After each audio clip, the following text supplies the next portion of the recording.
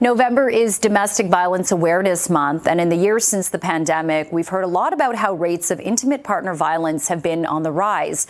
A new campaign from York Region Centre for Community Safety is shifting the conversation toward funding, saying the dollars needed to combat this problem are not keeping up with demand, and it is costing us a lot. Joining us live now to discuss this is Executive Director Jaspreet Gill. Jaspreet, welcome back to CP24 Breakfast. It's great to see you again. Thank you, and Jen. What an important month to talk about intimate partner violence. Just a week and a half ago or a week ago, we reported on that tragic case of the mother of four who was gunned down by the suspected killer, the man who killed her. And we're not seeing less of these cases. So talk about why there hasn't been that funding, especially since the pandemic. I wish I could answer that question. I have no idea why the funding hasn't kept up with the demand. Post-pandemic, we have seen our numbers, and it's not just YRCCS, this is all of the agencies across Canada. The numbers have skyrocketed. Femicides are rising. We need the funding to be able to serve victims and survivors and their children. There is no way forward for them if these services don't exist.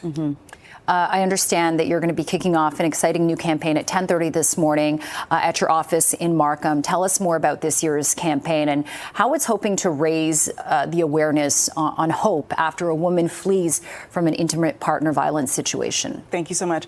So the campaign is called Invest in Hope. Now, when survivors come to us to access services, they are in a state of hopelessness. They've been in a situation where they've experienced fear, abuse, they've been controlled for a number of years, and they cannot see a path forward because it looks impossible to them.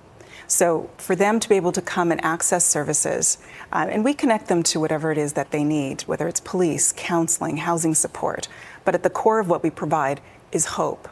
And through this campaign, which we're going to release a series of videos, we illustrate what hope can do for survivors. And what hope can do is it can flip the script. It can show them that there is a way forward. You can have a life of freedom, of healing for yourself and your children. And when you look at such a diverse population as Toronto, you have a lot of newcomers that might not speak English, that are new immigrants to the city, that might be relying on their partner financially. That is another aspect, the financial aspect of feeling like you physically can't leave because what am I going to do? How am I going to feed myself? How am I going to support my kid?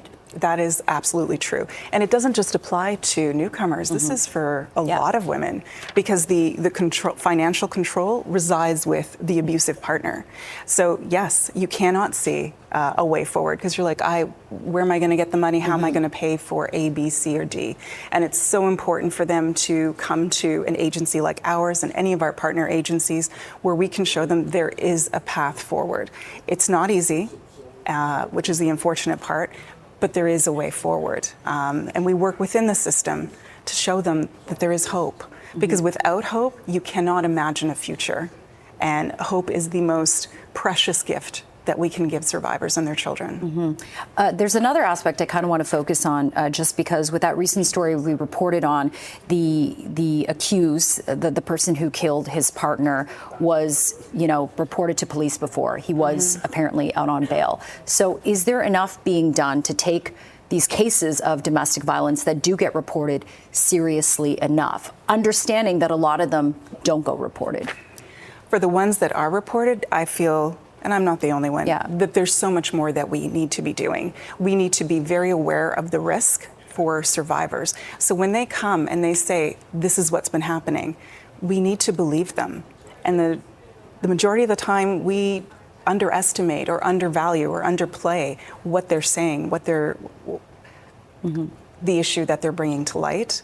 And we need to pay more attention, and we need to watch what the abusive exes are doing, and we need to do whatever it takes to make sure that the survivors are safe, because this cannot continue. They can't be out on bail and then going to harass, stalk, strangle, abuse these survivors. Okay, Jaspreet Gill, such an important conversation. Thanks so much for joining us once again, and we look forward to seeing more of this campaign. Appreciate your time.